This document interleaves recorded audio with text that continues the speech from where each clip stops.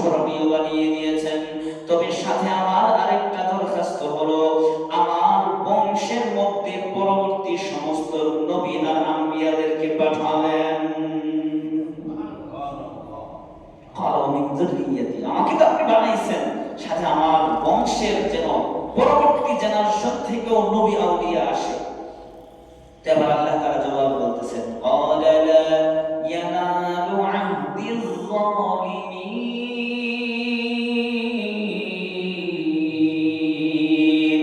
ও নবী ইব্রাহিম, আপনাকে আমি পরবর্তী মানুষের জন্য, জাতির জন্য অনুসরণীয় বানিয়ে দিলাম। আপনার উম্মতদের, আপনার পরবর্তী বংশধর থেকেও আমি নবী আম্বিয়া বানাবো। আপনার পরবর্তী বংশধর থেকেও আমি মানুষের অনুসরণীয় বানাবো। তবে যে সকল মানুষগুলো জালেম হয়ে যাবে, যারা আমি আল্লাহর বিধান লঙ্ঘন করবে, এরা আমার নবুয়ত কোনদিন পাবে না। নবী ইব্রাহিম আলাইহিস সালাম যখন দোয়া করলেন, আল্লাহ তাআলা বললেন যে না, আপনার বংশেই নবী হবেন। এটা আল্লাহ তাআলা কবুল করছেন, তার এই দোয়া কবুল করছেন। এজন্যই দেখেন, আলহামদুলিল্লাহ, সর্বপ্রথম আমরা মহান আল্লাহ তাআলার দরবারে শুকরিয়া আদায় করি, যে মহান রব্বুল আলামিন আমাদেরকে আমরা সেই তাফসীরুল কোরআন মাহফিলে আসার বসার তৌফিক দিয়েছেন। এজন্য দিল থেকে শুকরিয়া আদায় করে সকলে একবার বলে আলহামদুলিল্লাহ। আমাদের এই ধারাবাহিক আলোচনা চলতেছিল 124 নং আয়াত থেকে আজকে আলোচনা শুরু হবে। তো আজকের রমজান মুবারক, এরপরে রমজান মুবারকের পরে ছুটির কারণে বন্ধ হয়ে গেছিল, আমরা এই মজলিসে বসতে পারি নাই।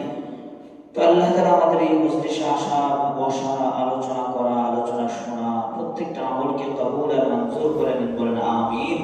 প্রত্যেকটা আমলকে আল্লাহ তাআলা আমাদের নাজাতের এবং দুনিয়াতে কল্যাণের ওসিলা বানিয়ে দেন, বলেন আমিন।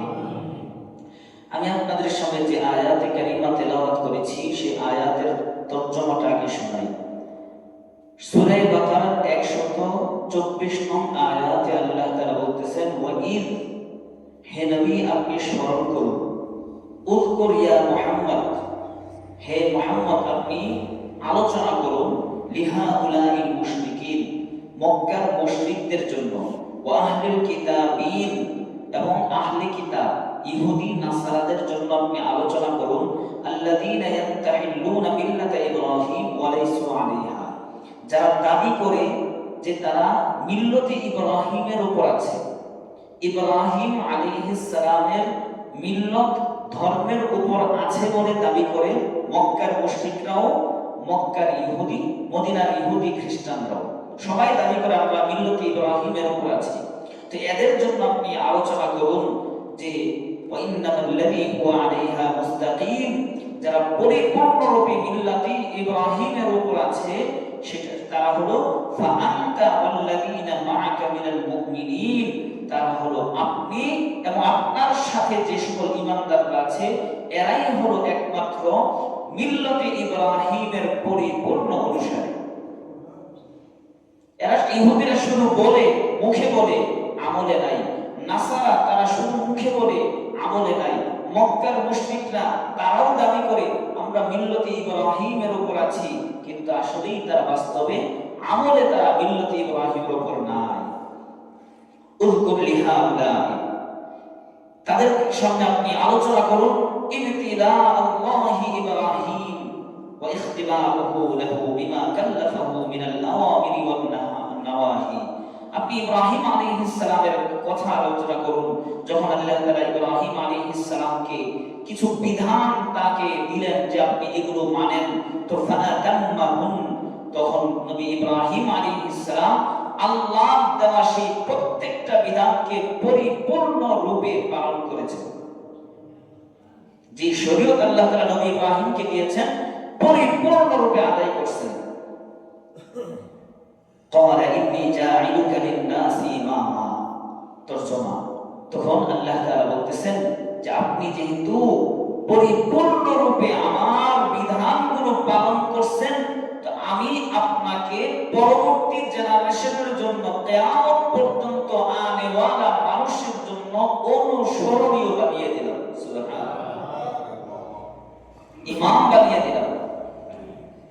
এবার নবী ইব্রাহিম আলাইহিস সালাম সুযোগ পাইছে, এবার আবার আরেকটু আবেদন করতেছে, ওয়া মিন যুররিয়াতি, ওগো আল্লাহ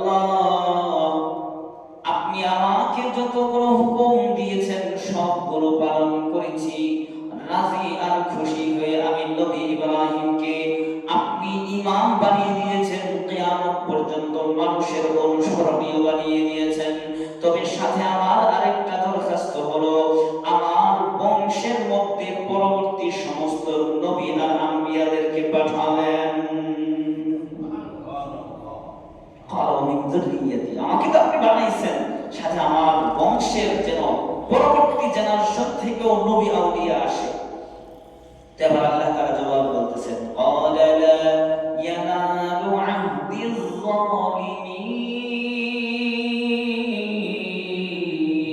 যালিমিন।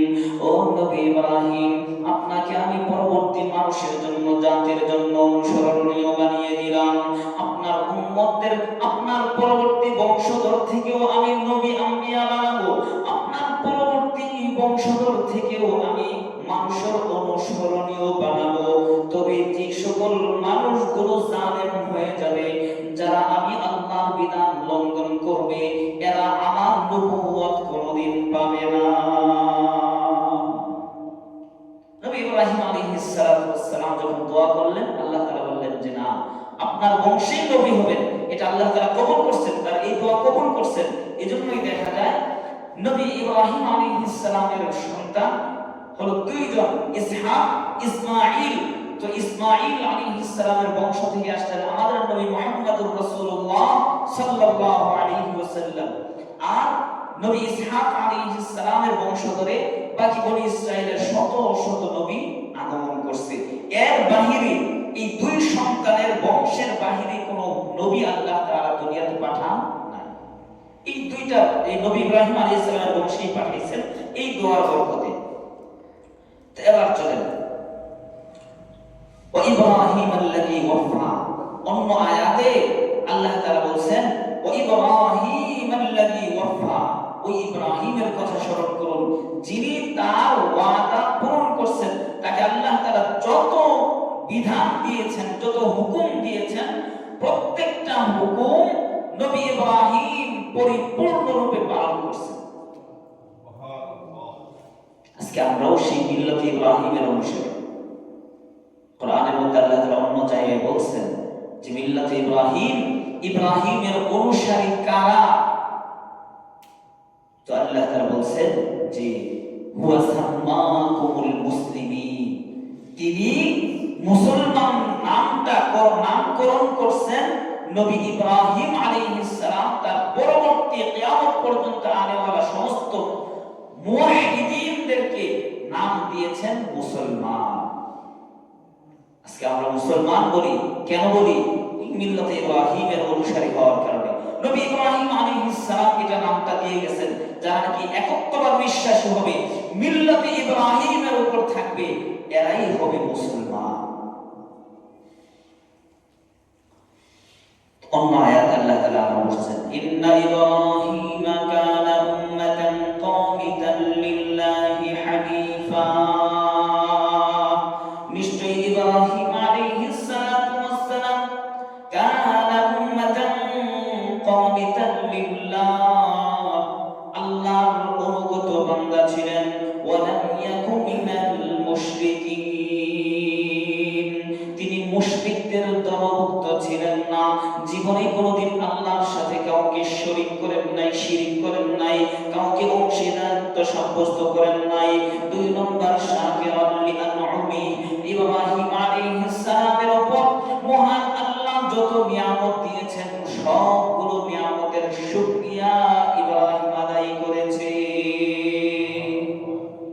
নিয়ামত দিয়েছে তো সেটার শুকরিয়া আদায় করছে। আজকে আমাদেরকেও আল্লাহ তাআলা নিয়ামত দিয়েছেন, আমাদের সন্তানাদি আছে না নাই? আছে।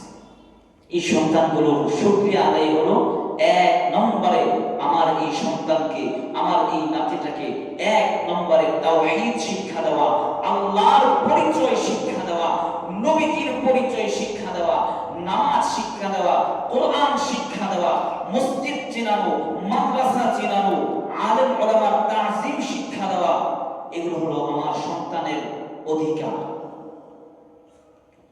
এক নম্বর আমাদের এগুলো জরুরি।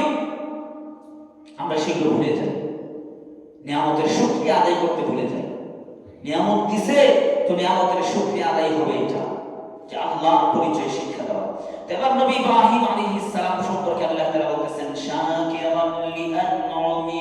নবী ইব্রাহিম আলাইহিস সালামের উপর আল্লাহ তাআলা যত নিয়ামত দিয়েছে সবগুলো নিয়ামতের শুকরিয়া যিনি আদায় করতেন। ইজতাবাহু, মহান আল্লাহ তাকে নির্বাচন করেছেন। ওয়ামা ইজতাবাহু ওয়া হাদাহু ইলা সিরাতিন মুস্তাকিম, এবং মহান আল্লাহ তাআলা তাকে সিরাতে মুস্তাকিমের পথিক বানিয়েছেন, সরল সঠিক পথের অধিকারী ছিলেন।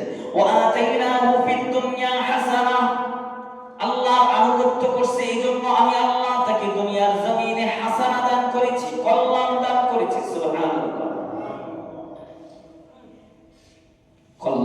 কল্যাণ লাভ করা এটা আল্লাহর আনুগত্যের উপর নির্ভর করে। দুনিয়ার জমিনে কল্যাণ লাভ করা, কল্যাণ পাওয়া, এটা কিসের উপর নির্ভর করে? আল্লাহর আনুগত্যের উপর নির্ভর করে, আল্লাহর গোলামের উপর নির্ভর করে। এই জন্য আল্লাহ তাআলা বলতেছেন নবী ইব্রাহিম আমার গোলামি করছে, তো ওয়া আতাইনাহু ফিদ দুনিয়া হাসানা, আমি আল্লাহ তাকে দুনিয়াতে কল্যাণ দান করছি। ওয়া ইন্নাহু ফিল আখিরাতি লামিনাস সালিহিন, আর ইব্রাহিম আখিরাতে নেককারদের দলভুক্ত হয়ে হাশরের ময়দানে উঠবে। অন্য আয়াতে আল্লাহ তাআলা বলেন সুম্মা আওহাইনা ইলাইকা আন ইত্তাবি' মিল্লাতা ইব্রাহিম হানিফা ওয়া মা কানা মিনাল মুশরিকিন।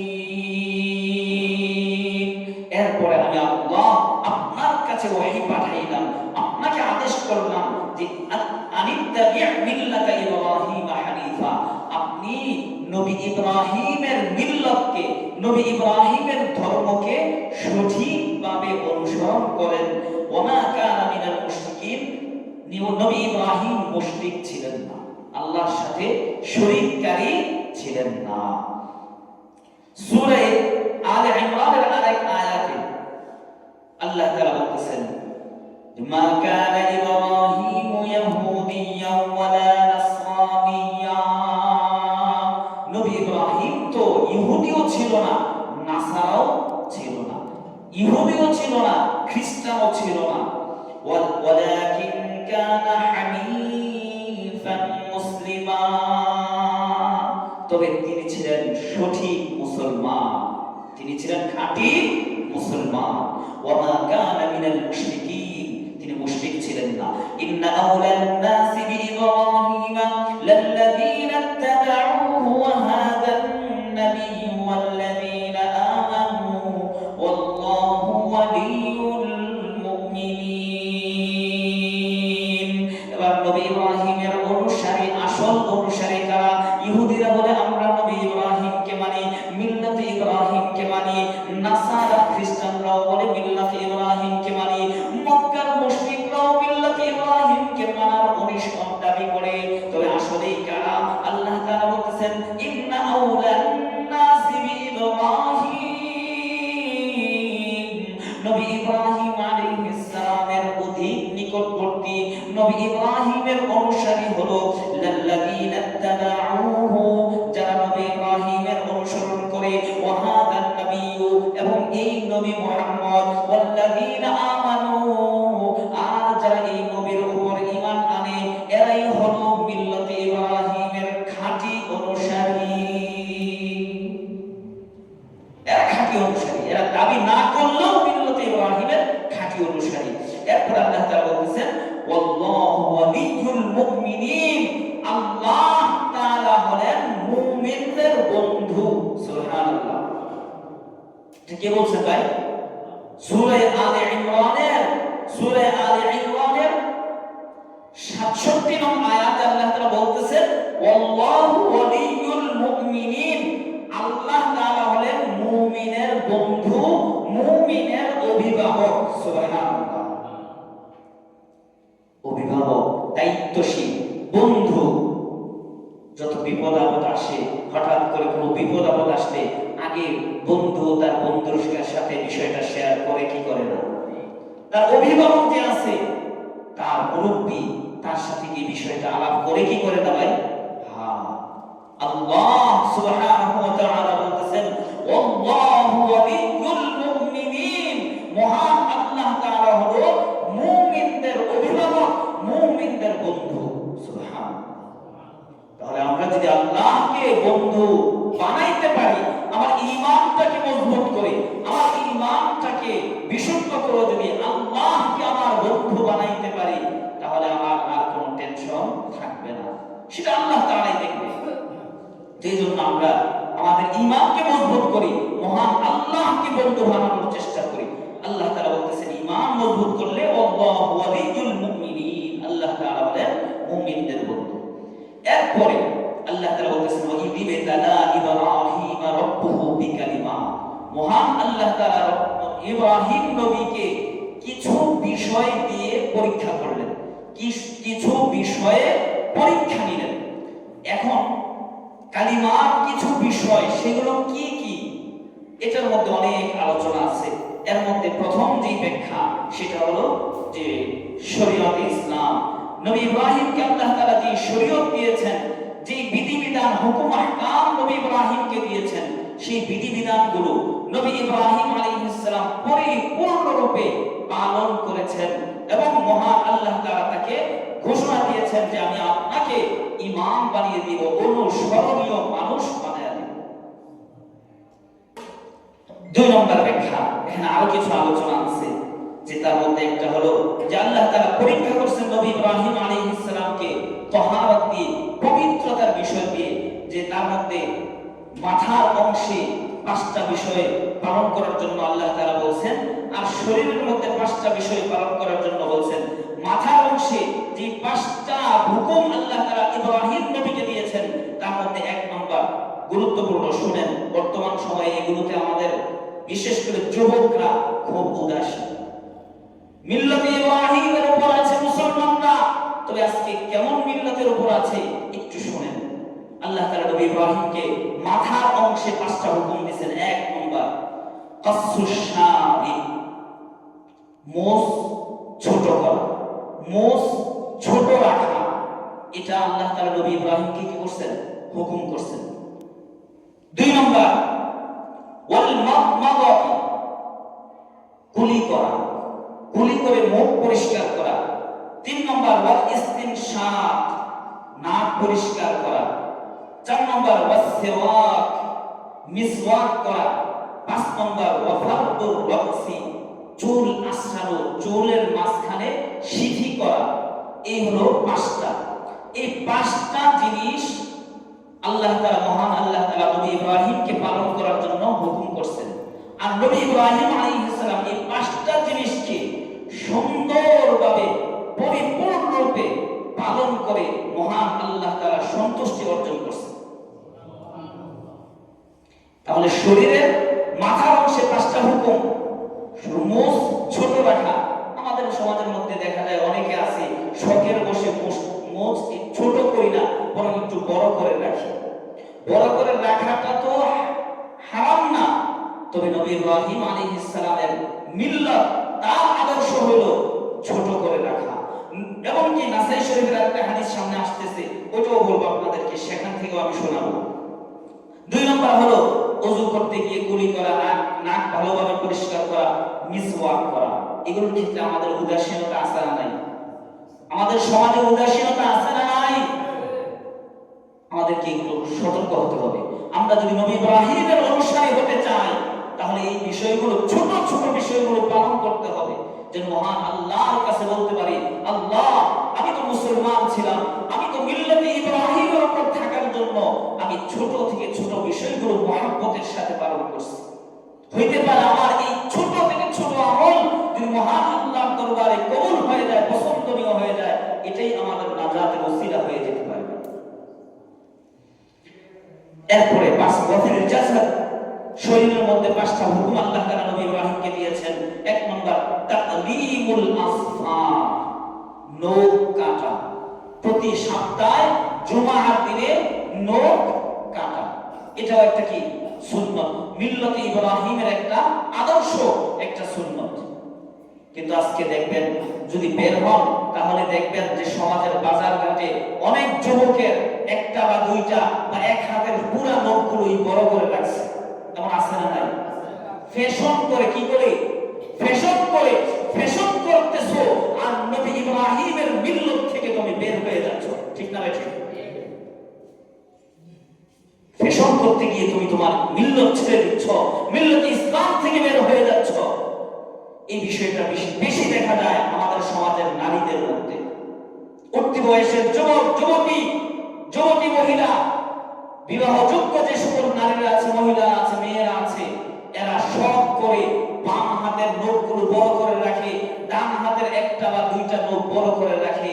এই নখ বড় রাখা এটা মিল্লাতে ইব্রাহিমের মধ্যে নাই, এটা নবীজির সুন্নতের মধ্যে নাই, এটা সুন্নাহ বিরোধী। এই কাজ করার মাধ্যমে তুমি অজান্তেই মিল্লাতে ইব্রাহিম থেকে, নবীর সুন্নাত থেকে তুমি বের হয়ে যাচ্ছ। এক নম্বর আমল, শরীরের মধ্যে মিল্লাতে ইব্রাহিমের হুকুম আল্লাহ তাআলা দিচ্ছেন, তাকলিমুল আসফার, নখ কাটা। দুই নম্বর ওয়াহালুল আনা, নাভির নিচের পশম পরিষ্কার করা, ওয়াল খিতাম, এবং খতনা করানো, এটাও একটা মিল্লাতে ইব্রাহিমের সুন্নাহ। ওয়ালাতফুল ইবতি, বগলের নিচের পশম উপড়ানো, ওয়া গাসলু আথারিল গায়িতি ওয়াল বাউলি বিল মা। পাঁচ নম্বর হলো পেশাব পায়খানার পরে পানি দিয়ে দুইটা জায়গা ধৌত করে নেওয়া। মিল্লাতে ইব্রাহিমের উপর থাকার দাবি করো আর পেশাব করেই উঠে যাও, আবার বলো তুমি মিল্লাতে ইব্রাহিমের উপর আছো। না, কোরআন বলে, হাদিস বলে তুমি মিল্লাতে ইব্রাহিমের উপর নাই, তুমি নবীজির সুন্নাতের উপর নাই। পেশাব করে তুমি পানি ব্যবহার করলা না, তুমি উঠে গেলা, তুমি মিল্লাতে ইব্রাহিম থেকে বের হয়ে গেলা। এই সমাজে আমাদের এই বিষয়গুলো, যে কয়েকটা আমি বিশেষভাবে বললাম, সেগুলো সমাজের মধ্যে বেশি দেখা যাচ্ছে।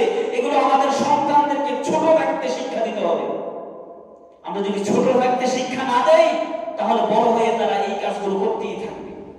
এটা মা বাবা, দাদা দাদির এটা দায়িত্ব। নিয়ামত সন্তান আল্লাহ তাআলা দিয়েছেন, আমার আপনার দায়িত্ব তাদেরকে এই মিল্লাতে ইব্রাহিমের আমলগুলো শিক্ষা দেওয়া।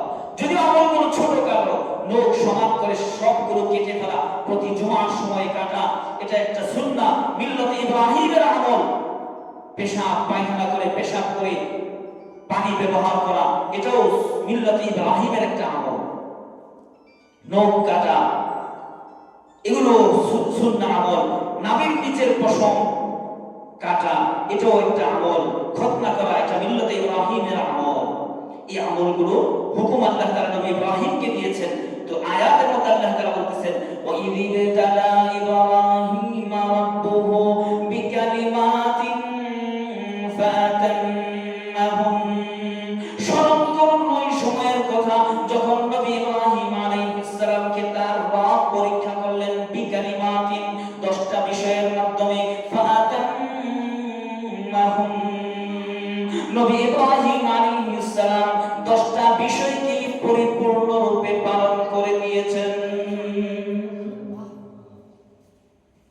এবার চলুন মুসলিম শরীফের হাদিস আপনাদেরকে শোনাই।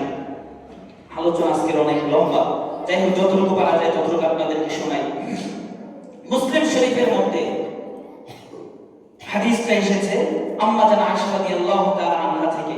তিনি বলেন, ক্বালা রাসূলুল্লাহ সাল্লাল্লাহু আলাইহি ওয়াসাল্লাম, নবীজি সাল্লাল্লাহু আলাইহি ওয়াসাল্লাম ইরশাদ করেছেন, আশরুম মিনাল ফিতরাহ, 10টা কাজ আছে যেগুলো হলো স্বভাবজাত আমল, যেগুলো স্বভাবজাত কাজ, অর্থাৎ স্বভাবজাত মানে যেগুলো জন্মগতভাবেই তার সাথে ফিট হয়ে থাকে, সম্পৃক্ত। এগুলো এর থেকে আর আলাদা হয় না। এক নম্বরে হলো কাসসুশারিব, মুছ ছোট করা। আল্লাহ রাসূল সাল্লাল্লাহু আলাইহি ওয়াসাল্লাম এখানে কাসসুন শব্দ ব্যবহার করছেন।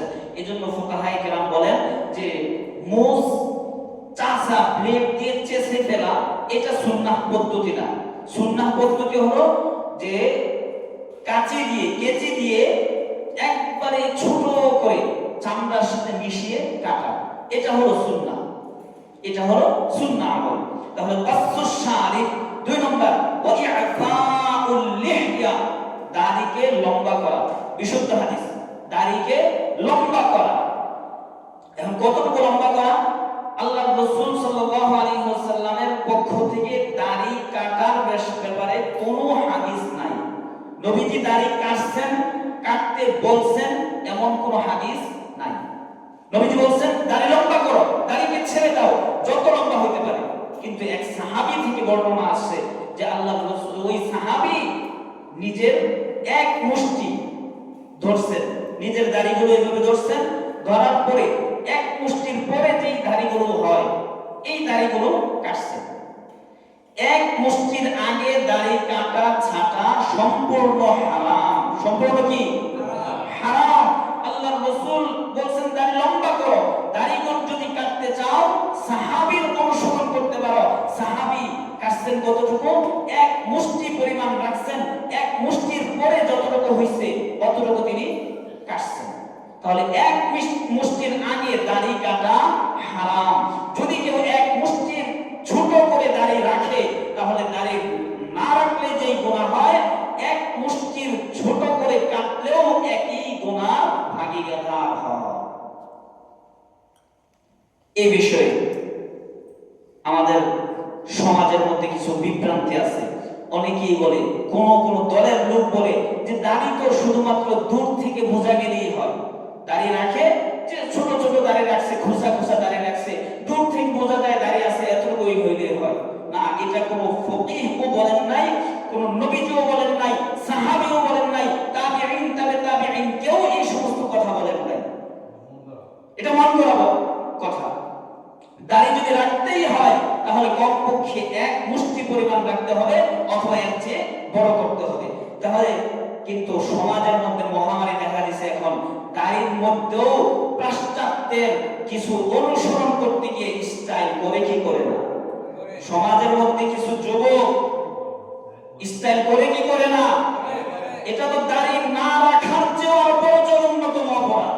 তুমি তো দাড়ি রাখো না, একজন দাড়ি রাখে না, তার তো একটা গুনাহ আছে। কিন্তু দাড়ির মাধ্যমে দাড়ি কেটে দাড়ি সেটে যদি তুমি স্টাইল করো, ইহুদি নাসারাদের আকৃতি ধারণ করো, আর বলো তুমি মিল্লাতে ইব্রাহিমের উপর আছো, না তুমি মিল্লাতে ইব্রাহিমের থেকে বের হয়ে ইহুদি আর নাসারাদের দলভুক্ত হয়ে গেছো। কিসের তুমি স্টাইল করো?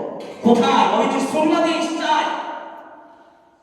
নবীজির সুন্নাহটাই হলো বড় সৌন্দর্য, নবীজির সুন্নাহটাই হলো বড় আদর্শ, নবীজির সুন্নাতের চেয়ে বড় আদর্শ, নবীজির সুন্নাতের চেয়ে বড় আধুনিক বিধান দ্বিতীয় আর কোনটা দুনিয়াতে আসে নাই।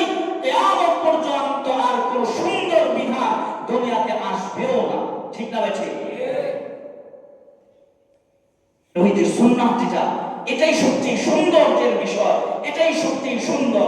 তোমার কাছে যদি নবীজির সুন্নাহকেও মানলে পালন করলে সুন্দর না লাগে তাহলে বুঝতে হবে নবীর প্রতি তোমার মহব্বত নাই, নবীর প্রতি তোমার ভালোবাসা নাই, নবীর সুন্নাতের প্রতি তোমার মহব্বত নাই, ইসলামের প্রতি তোমার বিন্দু পরিমাণ মহব্বত নাই। এজন্যই তোমার ভিতরে নবীর সুন্নাত দেখার পরে ভালো লাগে না, অশান্তির সৃষ্টি হয়।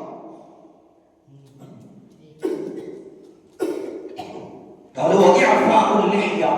তাহলে দাড়িকে লম্বা করতে হবে, ছোট করা যাবে না। যদি কেউ ছোট করতে চায় এক মুষ্টির পরে যদি বড় হয় তাহলে এক মুষ্টি পরিমাণ রেখে বাকিটা ছোট করবে। আর স্টাইল করা এটা তো আরো জঘন্যতম অপরাধ, এটা কুপুরি পর্যন্ত পৌঁছে দিতে পারে।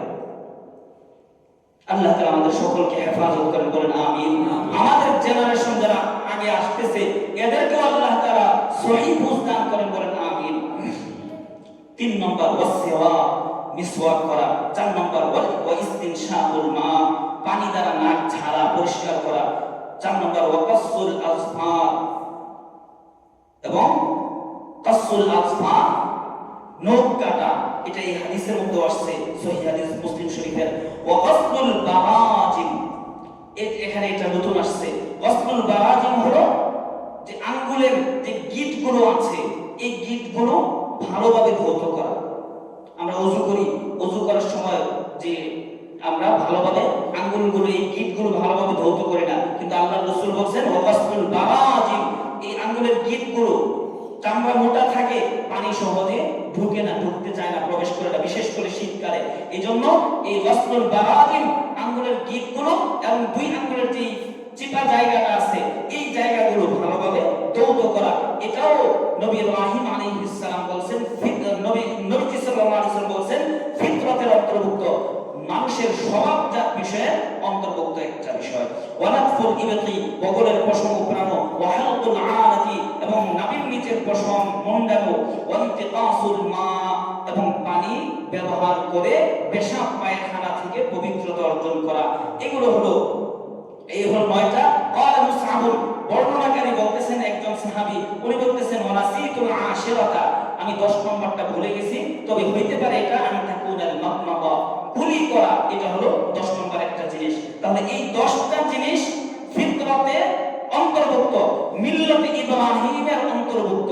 আল্লাহ তাআলা আমাদের এই সকলকে এই 10টা জিনিস পরিপূর্ণরূপে মানার তৌফিক দান করুন, আমিন। এরপরে আরেকটা ব্যাখ্যা এখানে তাফসীরের মধ্যে আসছে। হযরত আব্দুল্লাহ ইবনে আব্বাস রাদিয়াল্লাহু তাআলা আনহু বলেন যে আল্লাহ তাআলা নবী ইব্রাহিমকে 10টা বিষয় দ্বারা পরীক্ষা করছেন। এর মধ্যে সিত্তুন ফিল ইনসান, 6টা জিনিস, 6টা কাজ হলো মানুষের শরীরে, ওয়া আরবাউন ফিল মাশাইর, আর 4টা হলো হজের মৌসুমের, হজের জায়গাগুলোতে। আম্মা আল্লাযী ফিল ইনসান, মানুষের মধ্যে যে 4টা বিষয়, সেটা হলো হালকুল আনা, নাভির নিচের পশম পরিষ্কার করা, ওয়ানাতফুল ইবতি, বগলের নিচের পশম উপড়ানো, ওয়াল খিতান, এবং খতনা করা। আর আরেকটা হলো ওয়াতাকলিমুল আসফার, নখ কাটা, ওয়াকাসুশ শারিবি ওয়াস সিওয়াক ওয়া গাসলু ইয়াউমিল জুমআহ, জুমআর দিনে গোসল করা, এটাও আরেকটা সুন্নাহ। ওয়াল আরবাআতুল লাতী ফিল মাশাইর, আর হজের জায়গাগুলোতে 4টা হুকুম নবী ইব্রাহিমকে দিয়েছেন। 1 নম্বর আত-তাওয়াফ, বাইতুল্লাহ শরীফ তাওয়াফ করা, বাইতুল্লাহ তাওয়াফ করাও একটা ইবাদত। 2 নম্বর ওয়াস-সাই বাইনাস সাফা ওয়াল মারওয়া, সাফা মারওয়া পর্বতের মাঝে সাই করা, হালকা দৌড়ানো, এটাও একটা ইবাদত। 3 নম্বর রমিউল জিমার, রমিউল জিমার হলো শয়তানকে কঙ্কর নিক্ষেপ করা, ওয়াল ইফাদা, এবং আরাফাতের ময়দানে অবস্থান করে ফিরে আসা। এইগুলো হলো নবী ইব্রাহিমকে হুকুম করছেন, আর নবী ইব্রাহিম এই সবগুলো হুকুম পরিপূর্ণরূপে আদায় করছেন। আরো ব্যাখ্যা আছে অনেকগুলো কথা। ওয়া ইবতালা ইব্রাহিমা রাব্বুহু বিকালিমাতিন ফাআতাম্মাহুন কুলতু লাহু ওয়া মাল কালিমাতু আল্লাতী ইবতালাল্লাহু বিহি ইব্রাহিম বিহিন্না ফাআতাম্মাহুন, যে নবী ইব্রাহিম আলাইহিস সালামকে আল্লাহ তাআলা যে সকল কালিমা বিষয়কে পরীক্ষা করছেন সেগুলো কি, একজন তাবিঈ প্রশ্ন করছেন আব্দুল্লাহ ইবনে আব্বাসকে, তখন তিনি জবাবে বলছেন যে আল ইসলামু সালাতুনা সামান, ইসলাম হলো 30টা, ইসলামের মধ্যে 30টা অংশ আছে। মিনহা আশরু আয়াতিন ফিল বারাআ, এর মধ্যে সূরা তাওবার মধ্যে আছে 10টা বিষয়, যেমন আত-তাইবুন আল হামিদুন আবিদুন আল হামিদুন as-সাইহুন আর-রাকিউন as-সাজিদুন আল-আমিরুন বিল মা'রুফ ওয়ান নাহুন আনিল মুনকার। সেখানে আছে যে এই সূরা তাওবার মধ্যে 10টা বিষয়। এর মধ্যে 1 নম্বর হলো আত-তাইবুন, যারা তওবা করে, একটা গুণ নবী ইব্রাহিমের একটা গুণ। আল-আবিদুন, যারা ইবাদত করে। আল-হামিদুন, যারা আল্লাহর প্রশংসা করে, বলতে থাকে সুবহানাল্লাহ সুবহানাল্লাহ, বেশি বেশি বলে। আত-তাইবুন আল-আবিদুন আল-হামিদুন আর-রাকিউন, যারা রুকু করে। এরপর আর-রাকিউন আবিদ হামিদুন আর-রাকিউন as-সাইহুন আর-রাকিউন as-সাজিদুন, এবং যারা সিজদা করে, যারা রোজা রাখে, এবং 10টা আমল সূরা বারার মধ্যে আছে। আবার 10টা বিষয় সূরা মুমিনুনের মধ্যে উল্লেখ করছেন, সেখানে উল্লেখ করছেন ক্বাদ আফলাহাল মুমিনুন আল্লাযীনা হুম ফি সালাতিহিম খাশিউন, যারা খুশু খুজুর সাথে নামাজ পড়ে, যারা আমানতের রক্ষা করে, যারা লজ্জাস্থানের হেফাজত করে এবং যারা যারা কি তাদের বৈধ স্ত্রী ছাড়া অন্য কোথাও তাদের লজ্জাস্থান ব্যবহার করে না, যারা আমানতের হেফাজত করে, এই জাতীয় আরো 10টা বিধান সূরা মুমিনুনের মধ্যে উল্লেখ করছেন। আরো 10টা বিধান আল্লাহ তাআলা সূরা আহজাবের মধ্যে উল্লেখ করছেন। ইন্নাল মুসলিমিনা ওয়াল মুসলিমাত ওয়াল মুমিনিনা ওয়াল মুমিনাত ওয়াল কানিতিনা ওয়াল কানিতাত ওয়াস সাদিকিনা ওয়াস সাদিকাত ওয়াস সাবিরিনা ওয়াস সাবিরাত, এইভাবে 10টা বিধান আল্লাহ তাআলা উল্লেখ করছেন। তো এই সবগুলো বিধান কোরআনে উল্লেখ করছেন, আবার নবী ইব্রাহিমকেও হুকুম করছেন। তো নবী ইব্রাহিম এই বিধানগুলো পরিপূর্ণরূপে আদায় করছেন। এজন্য মহান আল্লাহ তাআলা ঘোষণা দিয়েছেন, নবী ইব্রাহিম ইন্নী জাঈলুকা লিন-নাসি ইমামা, আমি আল্লাহ আপনাকে পরবর্তী মানুষের জন্য মুক্তাদা অনুসরণীয় বানিয়ে দিলাম। এরপরে আসেন, এই জায়গায় আরো কয়েকটা ব্যাখ্যা আছে যে ওয়াইযি বিতালা ইব্রাহিম রাব্বুহু বিকালামাতিন ফাতাম্মাহুম, নবী ইব্রাহিমকে আল্লাহ তাআলা হুকুম করলেন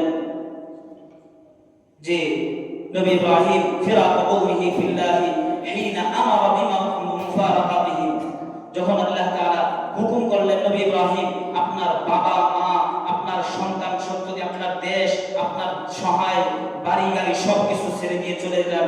নবী ইব্রাহিম সাথে সাথে ইরাকের বাবেল শহর ছেড়ে দিয়ে চলে গেলেন।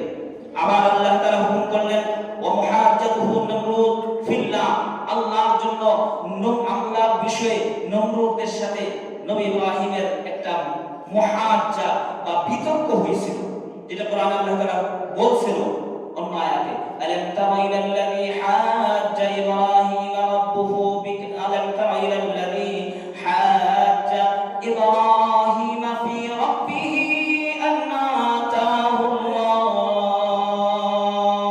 মুলক। আল্লাহ তাআলা বলতেছেন ওই আয়াতে, আলাম তারা, ও নবী আপনি কি লক্ষ্য করেন নাই, ইলাল্লাযী হাজ্জা ইব্রাহিম ফি রাব্বি, ওই নমরুদের ঘটনার প্রতি লক্ষ্য করেন নাই, যে নমরুদ তার ইব্রাহিম এর রবের বিষয়ে ইব্রাহিমের সাথে বিতর্ক করলো। কেন বিতর্ক করছে? ওই যে মহান আল্লাহ তাকে সম্পদ দিয়েছে, ক্ষমতা দিয়েছে, ক্ষমতার পাওয়ারে, সে সম্পদের পাওয়ারে নবী ইব্রাহিমের সাথে বিতর্কের মধ্যে জড়ায় গেছে। তো নবী ইব্রাহিমকে প্রশ্ন করতেছে, ও নবী ইব্রাহিম তোমার রব কে? তুমি কোন রবের দিকে মানুষকে ডাকো? কোন রবের কথা তুমি বলো? তখন নবী ইব্রাহিম আলাইহিস সালাম জবাব দিলেন, রব্বিয়াল্লাযী ইউহয়ী ওয়া ইউমীত, আমি ওই মহান আল্লাহর কথা বলি যে মহান রব্বুল আলামিন জীবন দান করেন, আবার যে মহান রব্বুল আলামিন মানুষকে সমস্ত মাখলুককে মৃত্যু দান করেন, সেই মহান আল্লাহর কথা বলি, রবের কথা বলি। নমরুদ বলতেছে যে এই কাজ তো আমিও পারি। এবার সে একটা মানুষকে, স্বাধীন মানুষকে জবাই করে দিল, জেলখানার ফাঁসির রায় হওয়া একটা মানুষকে এনে জবাই করে দিয়ে বলল, নবী ইব্রাহিম দেখো, এই যে আমি একটা মানুষকে মুক্ত করে দিলাম, মৃত্যুর আসামিকে আজাদ করে দিলাম, আর একটা স্বাধীন মানুষকে জবাই দিলাম, আমি তো নমরুদ মৃত্যু দিতে পারি, আবার আমি তো জীবন দান করতে পারি, সুতরাং আমাকেই তুমি রব মানো। নাউযুবিল্লাহি মিন যালিক। এবার আল্লাহ তাআলা বলতেছেন, নবী ইব্রাহিম আলাইহিস সালাতু ওয়াস সালাম জবাব দিলেন, ও নমরুদ আমার রব হলেন ওই মহান আল্লাহ যিনি পূর্ব দিক থেকে সূর্যকে উঠান, পশ্চিম দিক দিয়ে অস্ত যাওয়ান। যদি তোমার ক্ষমতা থাকে, তো তুমি যদি আমার রব হতে চাও, সূর্যকে পশ্চিম দিক থেকে উদিত করে পূর্ব দিকে ডোবা। সূর্য হুকুম মানে কার? দুনিয়ার কোন মানুষের হুকুমে চলবে সেখানে? আসমানের জগতে দুনিয়ার কোন মানুষের হুকুম চলবে না, সেখানে হুকুম চলবে একমাত্র কার? আল্লাহর হুকুম চলবে। এই জন্য যখন নবী ইব্রাহিম আলাইহিস সালাম উত্তরটা একটু ঘুরায় দিলেন, ফাবুহিতাল্লাযী কাফার ওয়াল্লাহু লা ইয়াহদিল কওমাজ যালিমিন। ফাবুহিতাল্লাযী কাফার, কাফের সেই নমরুদ এবার লাজবাব হয়ে গেল, এখন আর কোনো উত্তর দেওয়া চলে না। আল্লাহ তাআলা বিজয় দান করলেন। সেটা বলতেছে যে আল্লাহ তাআলার হুকুমেই নবী ইব্রাহিম নমরুদের সাথে বিতর্কে তিনি লিপ্ত হলেন। এরপর আরেকটা বিষয়, ওয়াল হিজরাতু বা'দা যালিকা মিন ওয়াতনিহি ওয়া বিলাদিহি ফিল্লাহি হিনা আমারাহু বিল খুরুজ আনহুম, নবী ইব্রাহিম আলাইহিস সালামের সন্তান হইছে ইসমাঈল। তো আল্লাহর হুকুমে সেই বাইতুল মুকাদ্দাস অঞ্চল থেকে চলে আসলেন, তাদেরকে নিয়ে বাইতুল্লাহর পাশে রেখে আবার তিনি চলে গেলেন। এটাও নবী ইব্রাহিম আলাইহিস সালামের উপর আল্লাহর একটা পরীক্ষা ছিল। وما أمره به من الضيافة والصبر عليها بنفسه وماله وما ابتلى به من ذبح ابنه حين أمره بذبحه। আরেকটা পরীক্ষা হইল যে নবী ইব্রাহিম আলাইহিস সালামের সন্তান ইসমাঈল যখন বড় হয়েছে, বাবার সাথে সহযোগিতা করার বয়স হয়েছে, তখন মহান আল্লাহ তাকে হুকুম করলেন যে নবী ইব্রাহিম, আপনি আমার দেওয়া এই নিয়ামতটাকে আপনি আমার রাহে কুরবানি করে দেন। তো নবী ইব্রাহিম আলাইহিস সালাম এই কঠিন পরীক্ষার মধ্যেও পরিপূর্ণরূপে পাস করছে। 100 এর মধ্যে 100 নাম্বার পায় উত্তীর্ণ হয়েছে। এটাও একটা পরীক্ষা। ওয়াখলাসাহু লিলবালা ক্বালা আল্লাহু তাআলা আসলিম ক্বালা আসলামতু লিরাব্বিল আলামিন। আবার অন্য আয়াতে নবী ইব্রাহিম আলাইহিস সালামকে মহান আল্লাহ হুকুম করছেন, আসলিম, ও নবী ইব্রাহিম আমার কাছে আপনি আত্মসমর্পণ করেন।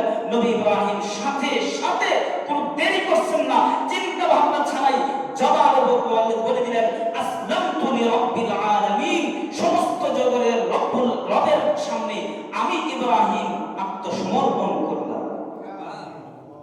সাথে সাথে দেরি করেন না, আসলিম ক্বালা আসলামতু লিরাব্বিল আলামিন। আজকে আমাদের সামনে আল্লাহু আকবার আল্লাহু আকবার এই ধ্বনিটা মুয়াজ্জিন দেয় কি দেয় না ভাই? কিন্তু আজকে আমরা মিল্লাতে ইব্রাহিমের দাবিদার, নবীর বড় আশিক দাবি করি, কিন্তু আল্লাহর সেই ডাকে সাড়া দেওয়ার তৌফিকটুকু আমাদের হয় না। দোকান পাতেই বসে থাকি আর বলি যে আমরা জান্নাতি হয়ে যাব, আমার ঈমান ঠিক আছে। কিন্তু নবী ইব্রাহিমের ব্যাপারে আল্লাহ তাআলা বলেছেন আসলিম, সাথে সাথে ক্বালা আসলামতু লিরাব্বিল আলামিন। ওগো আল্লাহ রব্বুল আলামিন, আমি আপনার সামনে সাথে সাথে অনুগত হয়ে গেলাম, আমি আপনার সামনে আত্মসমর্পণ করলাম। আমাকে আপনাকেও সেই মিল্লাতে ইব্রাহিমের এই বিষয়গুলো মানতে হবে। চলেন আরেকটা বিষয়, এখানে আবারও আরেকটা তাফসীরের মধ্যে আসছে, আল্লাহ তাআলা তাকে কাউকাব তারকারাজির মাধ্যমে পরীক্ষা করছেন। তার কওমের মানুষটা গিয়ে বলছে যে, ও ইব্রাহিম, তুমি কি কোন রবের কথা বলো, দেখা হয় না, তার কথা আমরা কিভাবে মানবো? ওই যে দেখো তারকারাজি, এই তারকা, অমুক তারকা উঠলে আমাদের অঞ্চলে বৃষ্টি হয়, অমুক তারকা ডুবলে রুদ্র হয়, অমুক তারকা উঠলে এই সময় হয়, এটা হয়, কল্যাণ হয়, অমুক তারকা উঠলে অকল্যাণ হয়। এইভাবে নবী ইব্রাহিমকে বলতেছে। আবার তার কওমের আরেক চন্দ্র পূজারীরা এসে বলতেছে, ও ইব্রাহিম, তুমি কি রবের কথা বলো? আমরা তো বলি চন্দ্র হইল আমাদের রব, চাঁদ, এই চাঁদের কারণে ফল মূল পাকে এবং চাঁদের অনেক কল্যাণ আছে, এই চাঁদের ইবাদত আমরা করি। আবার কিছু মানুষ এসে বলতেছে, ও ইব্রাহিম, আমাদের রব হলো সূর্য। নাউযুবিল্লাহ। নবী ইব্রাহিম আলাইহিস সালামের এই কথাগুলো বলে দিলেন, ফালাম্মা জান্না আলাইহিল লাইলু রাআ কাওকাবা ক্বালা হাযা রাব্বী। তারপর যখন নবী ইব্রাহিমের কাছে এমন প্রস্তাব নিয়ে আসলো, নবী ইব্রাহিম আলাইহিস সালাতু ওয়াস সালাম রাত্রি বেলায় গভীর রাত্রে ফিকির করতেছে, চিন্তা করতেছে, আর কওমকে বলতেছে, ও আমার জাতি, তোমরা কি বলো এই তারকাগুলো আমার রব? ফালাম্মা জান্না আলাইহিল লাইলু রাআ কাওকাবা ক্বালা হাযা রাব্বী ফালাম্মা আফালা ক্বালা লা উহিব্বুল আফিলিন। কিন্তু যখন সকাল হইল, তারকার অস্তিত্ব আর আছে? সকালবেলায় তারকা দেখা যায়, সকালের আলোর কাছে, সূর্যের আলোর কাছে তারকা পরাজিত হয়ে যায়। এবার নবী ইব্রাহিম আলাইহিস সালাম তার কওমকে ডাক দিল, ও আমার কওম, ও আমার জাতি, যেই জিনিস আরেক জিনিসের কাছে পরাজয় বরণ করে, সেই জিনিস আর যাই হোক না কেন রব হওয়ার যোগ্যতা রাখে না।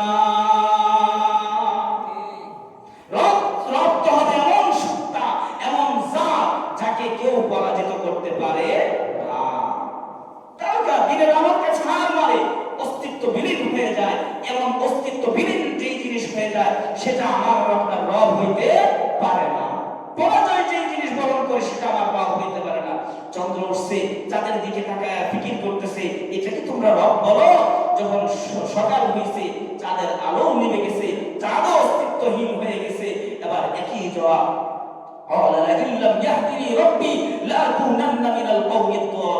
যদি আমার রব আমাকে হেদায়েত না দিতেন তাহলে আমি গুমরাহ থেকে যেতাম, তোমাদের মতো আমিও মুশরিক হয়ে পথভ্রষ্ট হয়ে যেতাম। সূর্য উঠছে, সূর্য তাকায় গেছে, গবেষণা করতেছে, সন্ধ্যা হইছে, সূর্য অস্তিত্বহীন হয়ে গেছে। নবী ইব্রাহিমের একের জবাব যে না, যে জিনিস আরেক জিনিসের কাছে পরাজিত হয় সেটা আর যাই হোক, যত বড়ই হোক, যত কল্যাণকর হোক না কেন, সেটা আমার আপনার রব হওয়ার যোগ্যতা রাখে। এটাই এই বিষয়গুলো দিয়ে আল্লাহ তাআলা নবী ইব্রাহিমকে পরীক্ষা করছেন।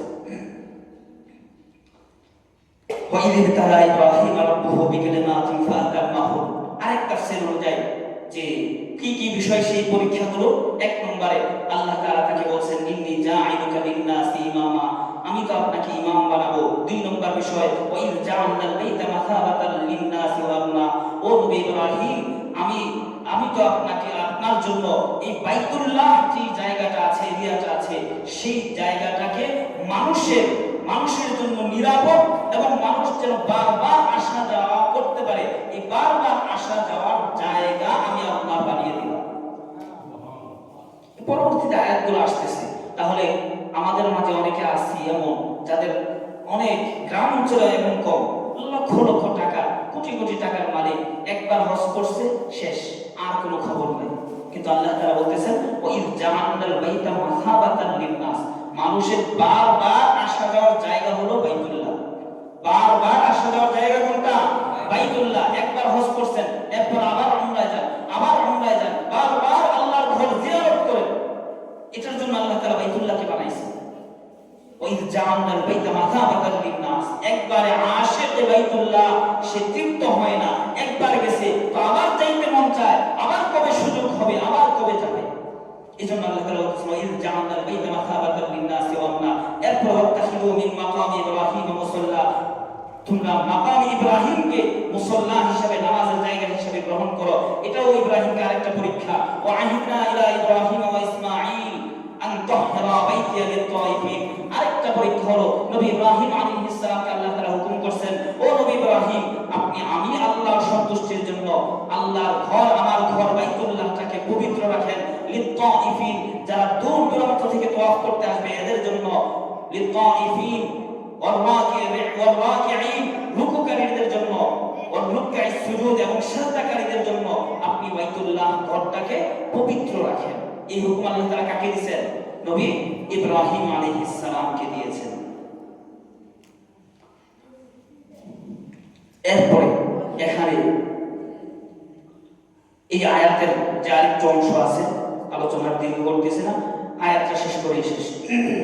এই আয়াতের মধ্যে আল্লাহ তাআলা বলতেছেন যে যখন নাকি নবী ইব্রাহিম আলাইহিস সালাম এত বড় হুকুম আল্লাহর পালন করছে, তো আল্লাহ তাআলা বলতেছেন নবী ইব্রাহিম, আপনি যেহেতু আমাকে আমার এত বড় হুকুম পালন করছেন, সুতরাং আপনাকে একটা পুরস্কার দিব। এই পুরস্কারটা হলো আপনি এর পরবর্তী যত মানুষ কিয়ামত পর্যন্ত আসবে সবার অনুসরণীয়, অনুকরণীয় আমি আল্লাহ আপনাকে বানায় দিলাম।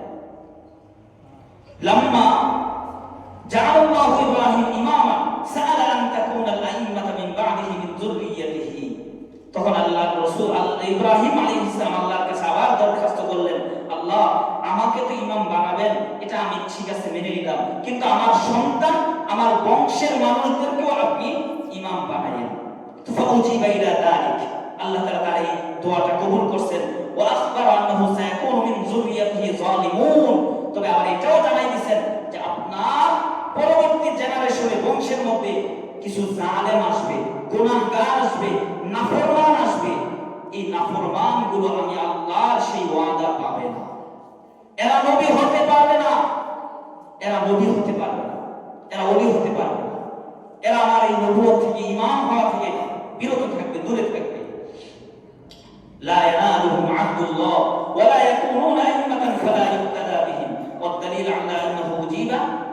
আল্লাহ তাআলা তার দোয়া কবুল করছেন। অন্য আয়াতে, আরেক আয়াতে আল্লাহ তাআলা এটা বলছেন, ওয়া জাআলনা ফি যুররিয়্যাতিহিন নুবুওয়াতা ওয়াল কিতাব, আমি ইব্রাহিমের বংশের মধ্যেই পরবর্তী কিয়ামত পর্যন্ত আনেওয়ালা সমস্ত নবী রাসূল তার বংশের মধ্যেই দিয়েছি। সুবহানাল্লাহ। তাহলে এই শেষের আয়াত থেকে, শেষের অংশ থেকে আমরা বুঝতে পারলাম যে কোন নাফরমানকে আল্লাহ তাআলা মুক্তাদা ইমাম বানান না, অনুসরণীয় মানুষ বানান না। যদি কেউ অনুসরণীয় হয়, যদি দেখা যায় যে মানুষ তার খুব অনুসরণ করে, অনুকরণ করে, মুহাব্বত করে, তাহলে বুঝতে হবে এই মানুষটার মধ্যে নাফরমানি কম থাকলেও তাওবা আছে। নাফরমানি থাকলেও সাথে কি আছে? তাওবা আছে। তাওবা থাকার কারণে তার নাফরমানিগুলো থেকেও না থাকার মতো। আর তখনই এই মানুষগুলো মুক্তাদা হয়, অনুসরণীয় অনুকরণীয় ব্যক্তি হয়। আর যেই মানুষগুলো নাফরমানির মধ্যে ডুবে থাকে, এই মানুষগুলো মানুষের অনুসরণীয় হতে পারে না, আল্লাহ তাআলা রাখেন না, এগুলোকে বিদায় করে দেন, জায়গা থেকে সরায় দেন, অন্য কাজে লাগায় দেন। এজন্য যারা নাফরমান, ইলম শিখছে, আলেম হইছে, কিন্তু আল্লাহর নাফরমানের মধ্যে নিমজ্জিত, এদের দ্বারা দ্বীনের খেদমত আল্লাহ তাআলা নেন না। এদের দ্বারা দ্বীনের খেদমত নেন না, দ্বীন থেকে তারা দূরে সরে যায়, দ্বীন থেকে দূরে সরে যায়। এজন্য আমাদের উচিত নাফরমানি ছাড়া, আর কেউ যদি নাফরমানি ছেড়ে দিতে পারে, আল্লাহর নাফরমানি ছেড়ে দিতে পারে, দুই একটা হয়ে গেলে সাথে সাথে তাওবা করতে পারে, তাওবার অভ্যাস যদি করে নিতে পারে, তাহলে আল্লাহ তাআলা এই সকল মানুষদেরকে মুক্তাদা বানান, দ্বীনের খাদেম বানান, দ্বীনের খেদমতে লাগায় রাখেন। আল্লাহ তাআলা যে কথাগুলো বললাম সেগুলো বোঝা এবং আমল করার তৌফিক দান করেন, বলেন আমিন।